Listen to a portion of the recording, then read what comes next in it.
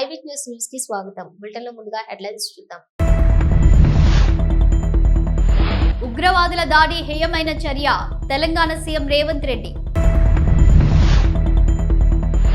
Artificial intelligence and emerging technologies పై సచివాలయంలో ఉన్నతాధికారులతో వర్క్ షాప్. ప్రారంభ ఉపన్యాసం చేసిన ముఖ్యమంత్రి చంద్రబాబు నాయుడు. ఉగ్రదాడిని ఖండించిన మాజీ సీఎం, మృతులకు సంతాపం తెలియజేసిన వైఎస్ జగన్. పర్యాటకులపై ఉగ్రవాదుల దాడిని ఖండిస్తూ భద్రాచలం అంబేద్కర్ సెంటర్లో బీజేపీ ఆధ్వర్యంలో కొవ్వొత్తుల ర్యాలీ. బీఆర్ఎస్ పార్టీ రజతోత్సవ వేడుకలకు భారీగా తరలి రావాలి, బీఆర్ఎస్ నాయకుల పిలుపు. కాశ్మీర్ ఉగ్రవాదులను నిరసిస్తూ విజయవాడ నగరంలో బీజేపీ ర్యాలీ, క్యాండిల్స్ తో నిరసన. భూభారతి చట్టం అవగాహన సదస్సు, పాల్గొన్న ఖమ్మం కలెక్టర్. జమ్మూ కాశ్మీర్ పహల్గామ్ లో ఉగ్రవాదుల దాడిలో మరణించిన వారి ఆత్మకు శాంతి కలగాలని ప్రార్థిస్తూ ముఖ్యమంత్రి రేవంత్ రెడ్డి, ఉప ముఖ్యమంత్రి బట్టి విక్రమార్క, ఏఐసిసి ఇన్ఛార్జి మీనాక్షి నటరాజన్, పిసిసి అధ్యక్షులు మహేష్ కుమార్ గౌడ్, మంత్రులు, ఎంపీలు తదితరులు 2 నిమిషాలు మౌనం పాటించారు.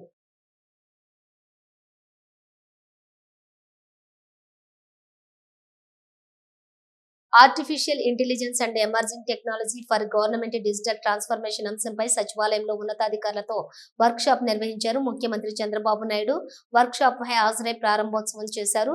ఆర్టిఫిషియల్ ఇంటెలిజెన్స్, ఇతర ఎమర్జింగ్ టెక్నాలజీల ఆవశ్యకత, పాలనలో వాటి వినియోగం పైన ముఖ్యమంత్రి మార్గనిర్దేశం చేశారు. వర్క్ షాప్ కు సిఎస్, డీజీపీ, వివిధ శాఖల అధికారులు, కేంద్ర ఐటీ శాఖ మాజీ సెక్రటరీ చంద్రశేఖర్ తదితరులు హాజరయ్యారు. Wadhwani centre for government digital transformation CEO Prakash Kumar, WGDT dean Kamal Das తో సహా పలువురు నిపుణులు పాల్గొన్నారు. గుడ్ గవర్నెన్స్ కోసం ఏఐ సహా నూతన టెక్నాలజీ వినియోగం, పౌర సేవల్లో మెరుగైన ఫలితాలు సాధించడంపై ప్రధానంగా చర్చ జరిగింది. గ్రామ స్థాయి నుంచి రాష్ట్ర స్థాయి వరకు కూడా పౌర సేవల్లో టెక్నాలజీ వాడకం, ప్రస్తుతం అనుసరిస్తున్న విధానాలు, వచ్చే ఫలితాలపై కూడా కేస్ స్టడీస్ పరిశీలన చేశారు. ఏఏ విభాగాల్లో ఎటువంటి సాంకేతికతను వినియోగించవచ్చు, ప్రస్తుతం ఉన్న సమాచారం ఆధారంగా సేవల్ని ఎలా విస్తృతం పొందపరచవచ్చు అనే దానిపై ప్రజెంటేషన్ ఇచ్చారు. AI, ML, DL, chat GPT, Gemini, data driven evidence best governance, AI playbook, AI best pilot ideas వంటి అంశాలపై ప్రత్యేక సెషన్స్ నిర్వహించారు. వ్యవసాయం, విద్య, వైద్య, పట్టణాభివృద్ధి సహా వివిధ రంగాల్లో నూతన సాంకేతికత పరిజ్ఞానం వినియోగాన్ని పలువురు నిపుణులు వివరించారు.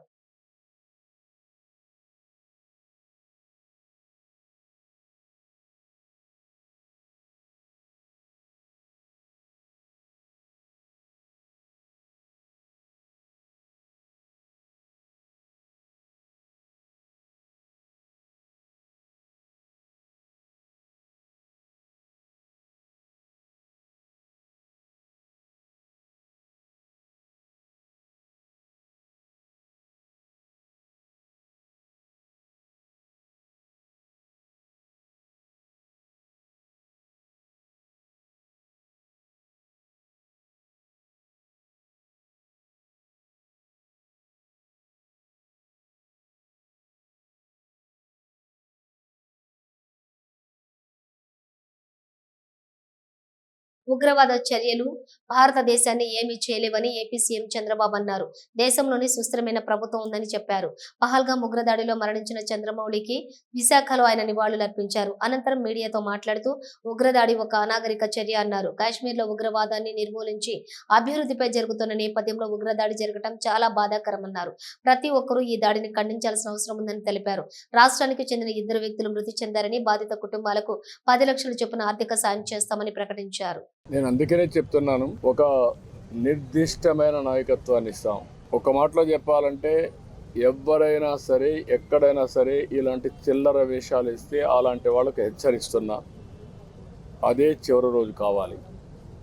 ఎందుకంటే ప్రజా జీవితాలతో ఆడుకుని దేశాన్ని బెదిరించాలనో, దేశ సమగ్రతను దెబ్బతీయాలనుకుంటే మాత్రం వాళ్ళ ఆటలు సాగవు. జమ్మూ కాశ్మీర్లోని పహల్గామ్ వద్ద ఉగ్ర ముష్కరుల అటవిక దాడిలో ప్రాణాలు కోల్పోయిన మృతుల కుటుంబాలకు శ్రీ వైఎస్ జగన్ సంతాపం. పహల్గామ్లో జరిగిన ఘటన మనం అందరికీ తెలిసిన విషయమే. 2 నిమిషాల పాటు వారికి శ్రద్ధాంజలి ఘటిద్దాం. ఉగ్రవాదులు పర్యాటకులపై చేసిన దాడిని ఖండిస్తూ భద్రాచలం స్థానిక అంబేద్కర్ సెంటర్లో బీజేపీ ఆధ్వర్యంలో మృతి చెందిన వారికి నివాళులర్పిస్తూ వారి ఆత్మకు శాంతి చేకూరాలని కొవ్వొత్తుల ర్యాలీ నిర్వహించి ఉగ్రమూకల దిష్టిబొమ్మను దగ్ధం చేశారు. ఈ సందర్భంగా బీజేపీ నాయకులు మాట్లాడుతూ ఉగ్రవాదులు పిరికి పందల్లా అమాయక పర్యాటకులపై దాడిని చేయటం హేయమైన చర్య అని, ఎట్టి పరిస్థితుల్లో వారిని మట్టు పెట్టాలని మృతి చెందిన వారికి నివాళులర్పిస్తూ భద్రాద్రి రామయ్య క్షేత్రంలో కొవ్వొత్తుల ర్యాలీ చేపట్టామని అన్నారు.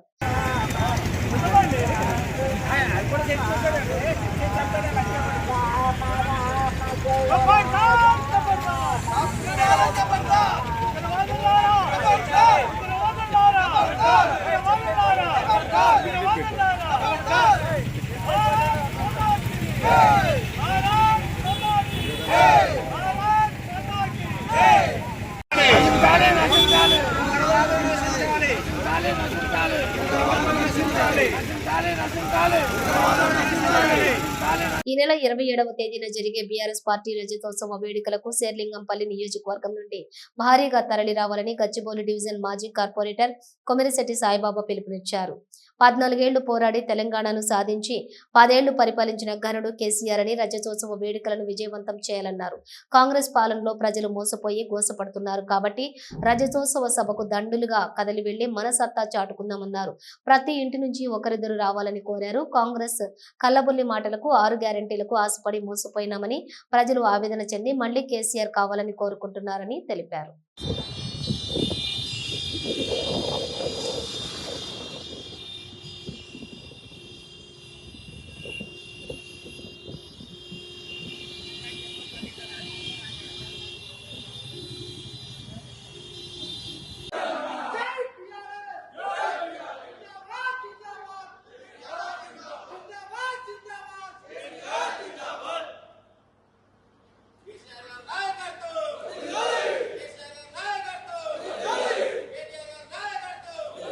మియాపూర్ పోలీస్ స్టేషన్ పరిధిలోని ఓ గేటెడ్ కమ్యూనిటీలోని జెప్టో, జొమాటో డెలివరీ బాయ్స్ ఆల్చల్ చేశారు. డెలివరీ కోసం వచ్చిన ఒక అబ్బాయిని మై హోమ్ జ్యువెలర్స్ అపార్ట్మెంట్ లో సరైన గుర్తింపు కార్డు లేదని నిలదీయడంతో వివాదం మొదలైంది. డెలివరీ చేసిన తర్వాత తన వాట్సాప్ గ్రూప్ ద్వారా 100 మంది బాయ్స్ ని పిలిపించి అపార్ట్మెంట్ వాసులపై దాడికి దిగారు. మై హోమ్ జ్యువెలర్స్ అపార్ట్మెంట్ ఉన్న 3 గేట్లు మూసివేసి దాడికి దిగారు. స్కూల్ నుంచి వస్తున్న విద్యార్థులు మహిళలపై తాగి అసభ్యంగా ప్రవర్తించారని my home jewellers vice president Mahesh తెలిపారు. అడ్డొచ్చిన అపార్ట్మెంట్ వాసులపై దాడి చేయడం సరైన పద్ధతి కాదని ఆయన తెలిపారు. ఇలాంటి వారిపై పోలీసులు ఉన్నత ప్రత్యేక దృష్టి పెట్టి ప్రభుత్వంలో చర్చించి సరైన నిర్ణయం తీసుకోవాలని తెలిపారు. అనంతరం పోలీసులు రంగప్రవేశం చేసి దాడికి దిగిన 6గురిపై కేసు నమోదు చేసి అదుపులోకి తీసుకున్నారు. స్విగ్గీ, జొమాటో, జెప్టో సంస్థల డెలివరీ బాయ్స్ కి లేదా గుర్తింపు కార్డు ఇచ్చి పంపించాలే తప్ప ఎలాంటి గుర్తింపు లేని వారిని ప్రోత్సహించకూడదని అపార్ట్మెంట్ వాసురాలు అలేఖ్య తెలిపారు. భవిష్యత్తులో గేటెడ్ కమ్యూనిటీలోనే కాకుండా రెసిడెన్షియల్ కాలనీలో కూడా ఇలాంటి ఘటన జరగకుండా తగిన చర్యలు తీసుకోవాలని డిమాండ్ చేశారు.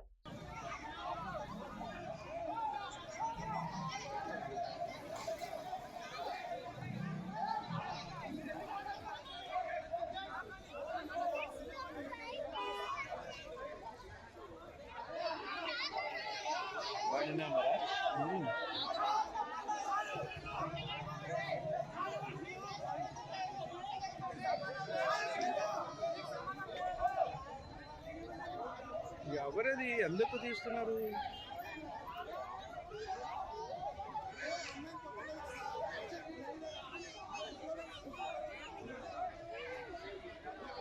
సెక్యూరిటీ వాళ్ళు అలాగే గొడవ. మిత్రులందరికీ నమస్కారం అండి. నా పేరు ఆర్వి మహేష్ బాబు అండి. నేను మై హోమ్ జ్యువెల్ అపార్ట్మెంట్స్ అసోసియేషన్కి వైస్ ప్రెసిడెంట్ అండి. మొన్న సాటర్డే 19th నాడు ఒక delivery boy, Zepto delivery boy మా క్యాంపస్లోకి మాకు రోజు 600 నుంచి వస్తారండి, 700 వరకు డెలివరీ బాయ్స్ వచ్చి వెళుతుంటారు, అన్ని రకాల కంపెనీ వాళ్ళు. ఆ రోజు మాత్రం సాటర్డే సాయంత్రం 12:30, 1 గంట ఆ ప్రాంతంలో ఈ జెప్టో అతను లోపలికి వచ్చి, మాకు సిస్టమ్ ఉందండి, ఓటీపీ అది చెప్పాలి, అది చెప్పమంటే అతను రొటీన్ మేనర్లో ఏదో చెప్పేసి వెళ్ళిపోతుంటే అది సరిగా వినపడక మా వాళ్ళు ఆపారు. ఆపితే అతను అక్కడ చిన్న ఘర్షణ జరిగితే అతను అది సర్ది చెప్తే వెళ్ళిపోయాడు. వెళ్ళిపోయిన తర్వాత 4:30 ఆ ప్రాంతంలో ఒక 150 మంది వచ్చారండి. వాళ్ళు వచ్చి గేట్లు బంద్ చేసేసి వాళ్ళు బయళ్ళ మీద వచ్చిన దగ్గర పాస్ వేని బస్ బే దగ్గర పాస్వేని బ్లాక్ చేసేసి గేట్లు వేసేసి బ్యాక్ గేటు ఫ్రంట్ గేట్ కూడా వేసేసి మొత్తం కమ్యూనిటీని హౌస్ అరెస్ట్ లాగా చేసేసి స్లోగన్స్ ఇచ్చుకుంటా వాళ్ళు చూసాను ఇష్యూ అంతాను. వాళ్ళు రియల్గా అసలు న్యూసెన్స్ క్రియేట్ చేసినానికి వచ్చినట్టుగా ఉన్నారు వాళ్ళు. ఒక పర్సన్ అయితే సైడ్కి వెళ్ళి ఫోన్లో మాట్లాడి ఇక్కడ ఆల్రెడీ ఇంతమంది ఉన్నారు, మీరు ఇంకా రండి, మనం ఇంకా న్యూసెన్స్ క్రియేట్ చేద్దాం అన్నట్టుగా వాళ్ళు మాట్లాడారు. సార్ చెప్పినట్టుగా ఆ రోజు సిచ్యువేషన్ అసలు చాలా హ్యాండిల్ చేయకపోయి ఉంటే వాళ్ళు లోపలికి వచ్చేసి రెసిడెంట్స్కి కూడా హామ్ చేసే పరిస్థితుల్లోనే వాళ్ళు ఉండేరు.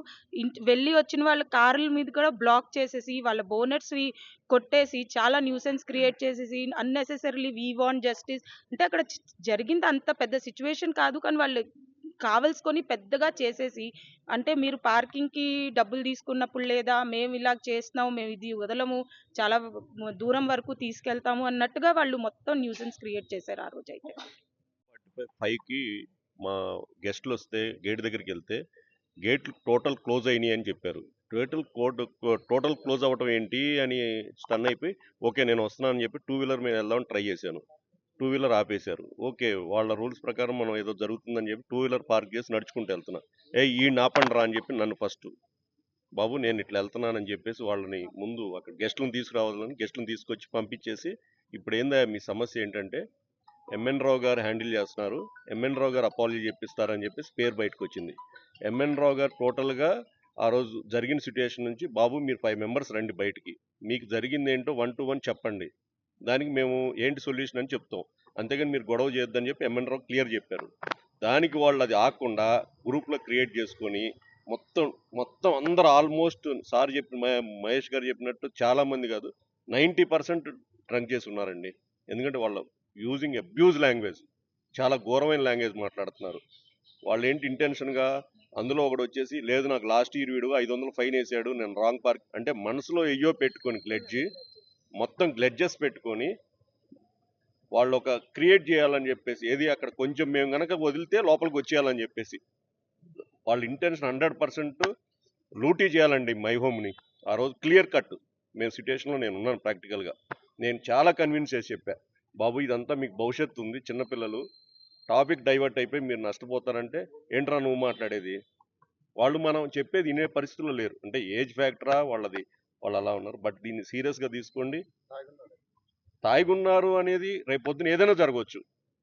ఫ్యామిలీస్ చాలామంది ఇందుట్లో మై హోమ్లో అందరం ఆల్మోస్ట్ బయటకు వెళ్ళిపోతాం, వర్క్స్ మీద ఫ్యామిలీస్ ఉంటారు, పిల్లలు ఉంటారు, సీనియర్ సిటిజన్స్ ఉంటారు. ఇది భవిష్యత్తు తరాలకి ఇది జరగకుండా మీరు ఎరాడికేట్ చేయండి. దీన్ని ఎలా ఇంప్లిమెంట్ చేస్తారు? కాశ్మీర్ ఉగ్రవాదులను నిరసిస్తూ విజయవాడ నగరంలోని ఏకకాలంలో 3 ప్రాంతాల్లో బీజేపీ ఆధ్వర్యంలో క్యాండిల్స్ ర్యాలీ నిర్వహించారు. కాశ్మీర్ లో భారతీయులపై జరిగిన దాడి ఖండిస్తూ బీజేపీ పార్టీ ఆధ్వర్యంలో క్యాండిల్ ర్యాలీలో పాల్గొన్న వైద్య ఆరోగ్య శాఖ మార్చులు వై సత్యకుమార్ యాదవ్, మంత్రి సత్యకుమార్ యాదవ్ పాయింట్స్ ప్రపంచ దేశాలు అన్ని కాశ్మీర్ లో జరిగిన దాడిని ఖండిస్తూ భారతదేశానికి అండగా నిలిచాయి. కొంతమంది ఉగ్రవాదులు పిరికి పంద చర్యగా పాల్పడి కొంతమంది అమాయకుల ప్రాణాలు తీశారు. దేశ నాయకత్వం చూస్తూ ఊరుకునే పరిస్థితులు లేదు. గతంలో లాగా ఏం చేస్తే సాగుతుందనే భ్రమలో ఉన్నారు. ఎవరైతే ఉగ్రవాద దాడిలో చనిపోయినా 26 మందికి నివాళులర్పిస్తున్నాం. ఖచ్చితంగా ఈ ఉగ్రవాద దాడిలో పాల్గొన్న ప్రతి ఒక్కరిని వెతికి శిక్ష పడేలా చేస్తాం. అలాగే ఈ ఉగ్రవాద దాడిలో ఆంధ్రప్రదేశ్ విశాఖకు చెందిన చంద్రమౌళి, కావలికి చెందినటువంటి మధుసూదన్ ఈ ఉగ్రవాద దాడిలో ప్రాణాలు కోల్పోయారు. వారి పార్థివ దేహాలు ఈ రోజు వైజాగ్ చేరుకున్నాయి. వారి మృతదేహాలను చూడటానికి ముఖ్యమంత్రి చంద్రబాబు విశాఖపట్నం వస్తున్నారు. పార్టీ ఆదేశాల మేరకు అంత్యక్రియల్లో కూడా పాల్గొనడం జరుగుతుంది. అమర్నాథ్ యాత్రలో భారీగా హిందువులు తరలి వస్తున్నారు. 145 కోట్ల భారతీయుల మనోభావాలు దెబ్బతీసే విధంగా ఈ ఉగ్రవాద దాడి జరిగిందని మంత్రి పేర్కొన్నారు. నిన్న కాశ్మీర్లో పహల్గాం జిల్లాలో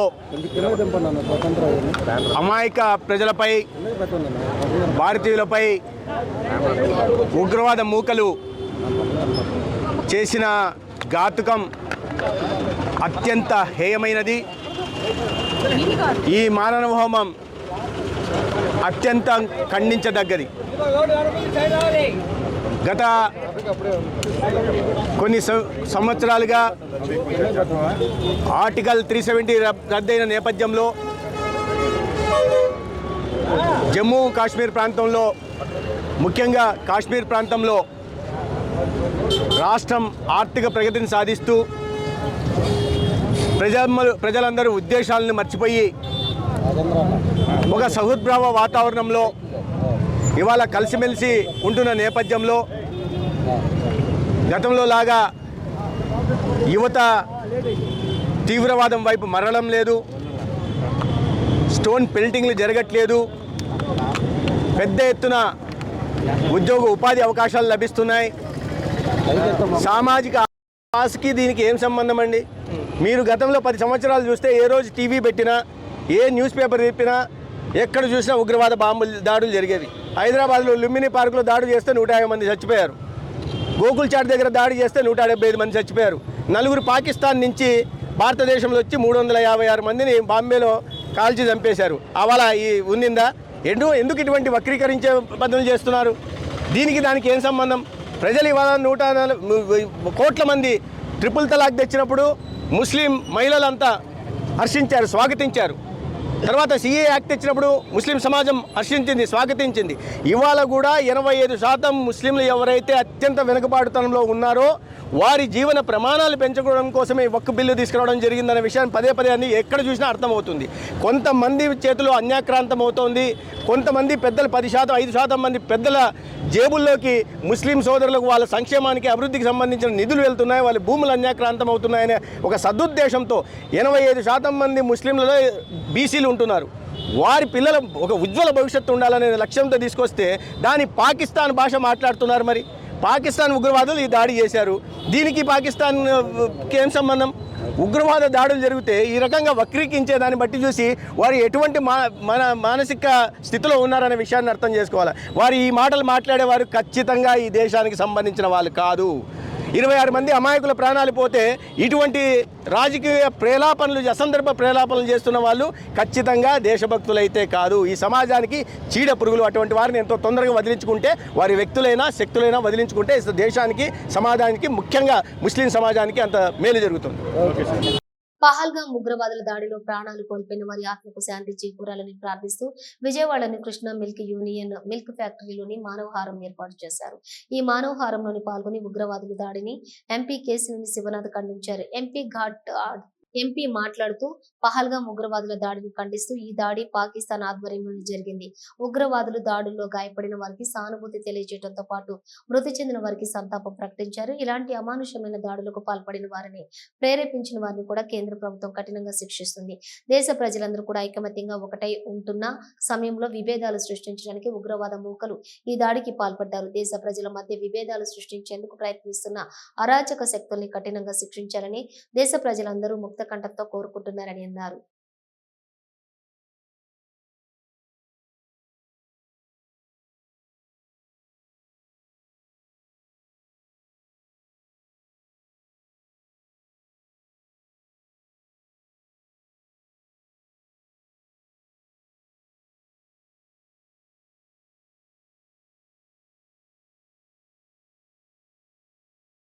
తెలంగాణలో అమలులోకి వచ్చినటువంటి భూభారతి చట్టం అవగాహన సదస్సులో ఖమ్మం కలెక్టర్ మాట్లాడారు. ఈ విశేషాలేంటో ఇప్పుడు చూద్దాం.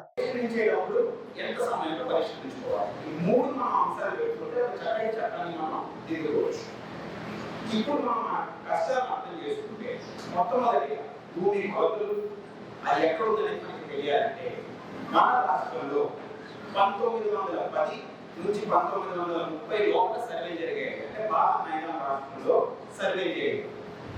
అప్పటి నుంచి ఇప్పుడు 100 సంవత్సరాలు గడిచిన సర్వే అవ్వలేదు. చట్టంలోనే 30 సంవత్సరాలకు ఒకసారి సర్వే చేయాలని చట్టంలోనే ఉంటాయి. కానీ వివిధ కారణాల వల్ల మనం చేసుకోలేకపోయాం. కానీ మనకు కూడా తెలుసు గ్రామంలో అనుకున్న కష్టాలు ఏంటి. నాకు పట్టా ఒక చోట్లో ఉంది, కబ్జా ఇంకో చోట్లో ఉంది. అన్నదమ్ములు అందరూ పంచుకున్నారు, పంచేటప్పుడు కాగితమైన సర్వే నెంబర్లు పంచుకున్నారు, కబ్జా ఇంకెక్కడో ఉంది. మనం మళ్ళీ అమ్మడానికి వెళ్ళినప్పుడు నేనే మళ్ళీ ప్రశ్న అడుగుతాం, అయ్యా ఇక్కడ పట్టాలి ఎలా అమ్ముతున్నావు అనేది. మళ్ళీ మీరు రిజిస్ట్రేషన్ ఆఫీస్కి వెళ్ళాలి, ఎక్స్చేంజ్ డీడ్ అంటారు, ఇవన్నీ అంటారు. మనం చూసాం లేదా గ్రామంలో ఇవన్నీ. అమలాపురం పట్టణంలోని మాస్టర్ ప్లాన్ అమలు చేసే ప్రయత్నంలో ఉన్న సందర్భంలో అమలాపురం పురపాలక సంఘం నిధులతోటి ప్రస్తుత రోడ్డు పక్కన ఉన్నటువంటి డ్రైనేజీ నిర్మాణ పనులను తక్షణమే ఆపాలని, ప్రజాధనం వృధా కాకుండా చూడాలని, పట్టణంలో కబ్జాలకు గురైన 7 చెరువుల వద్ద నిర్మాణాలపై చర్యలు తీసుకోవాలని ఎమ్మెల్సీ కూడుపూడి సూర్యనారాయణరావు కోరారు.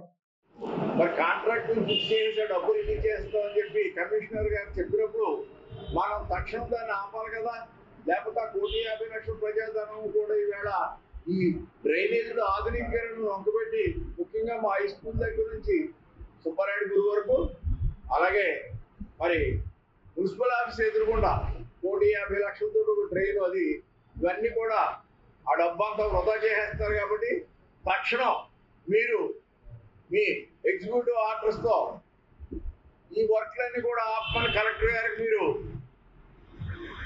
మెసేజ్ పెట్టండి.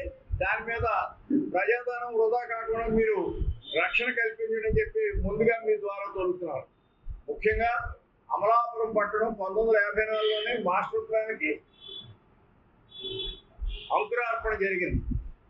దురదృష్టం ఏంటంటే కెనడా వాసులు శాటిలైట్ ద్వారా ఇక్కడ భూమి మీద రియాలిటీ ఏముందో తెలియకుండా ఇవన్నీ కూడా డ్రోన్ కెమెరాలతో చేయడం చాలా దారుణం. తెలంగాణలో అధికారంలో ఉన్న 3 రంగులను ప్రజలకు పంగనామాలు పెడతాడని కాంగ్రెస్ పార్టీపై సెటైర్ వేశారు టీబీజీకేఎస్ గౌరవ అధ్యక్షురాలు ఎమ్మెల్సీ కల్వకుంట్ల కవిత. పెద్దపల్లి జిల్లా గోదావరి ఖనిలో ఆమె పలు కార్యక్రమాల్లో పాల్గొన్నారు.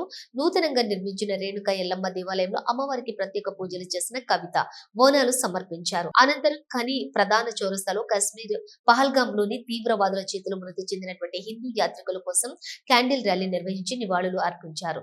తెలంగాణ బొగ్గు గని కార్మిక సంఘం ఏర్పాటు చేసిన ఆత్మీయ సమ్మేళనంలో కార్మిక సంఘం నాయకులతో కలిసి ఆమె పాల్గొన్నారు. రాష్ట్రంలో కాంగ్రెస్ ప్రభుత్వం అలవి కాని హామీలను గుప్పించి గద్దెనెక్కిందని కవిత ఆరోపించారు. అధికారంలో ఉన్న కాంగ్రెస్ పార్టీ సింగరేణి కార్మికుల హక్కులను తాకట్టు పెట్టిందన్నారు.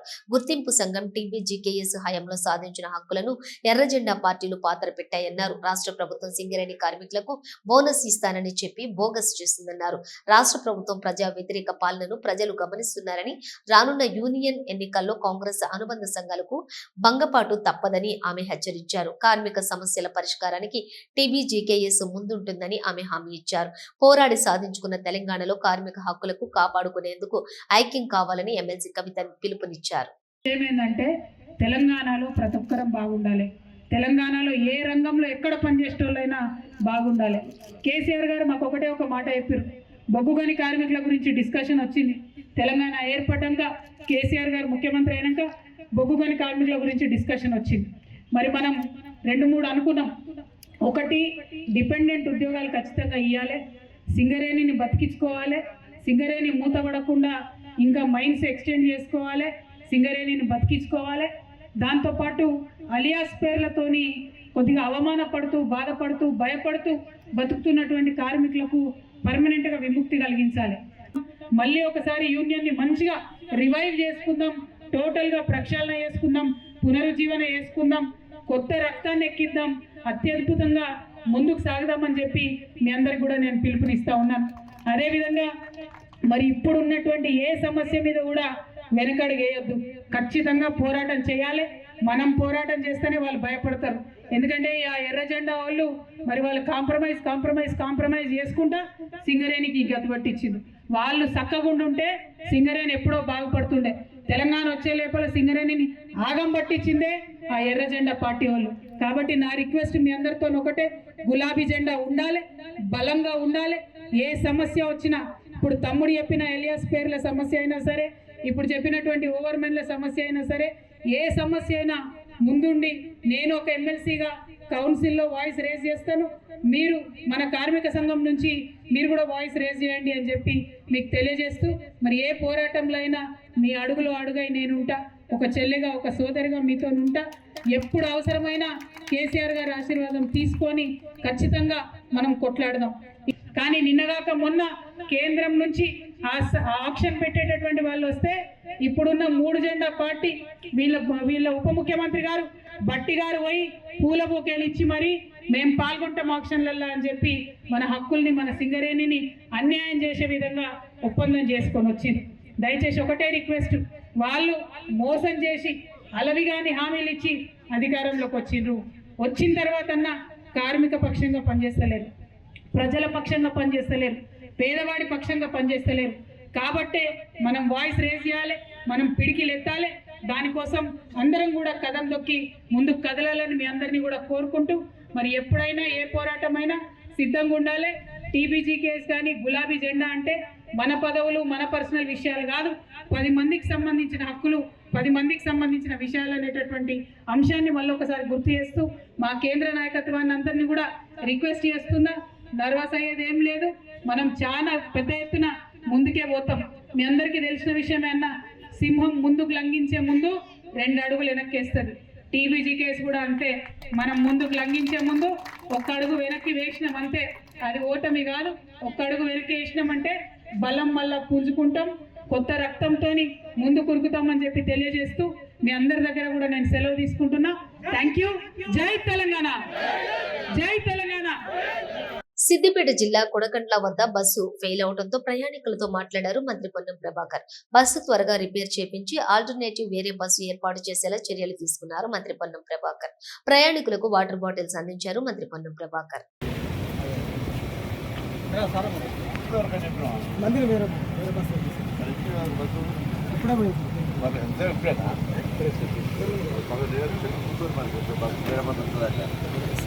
Okay sir.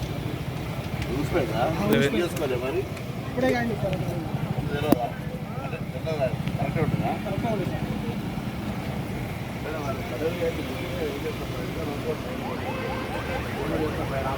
ఇవి బులెటిన్ విశేషాలు. మరో బులెటిన్ తో మళ్ళీ కలుద్దాం. అంతవరకు చూస్తూనే ఉండండి న్యూస్.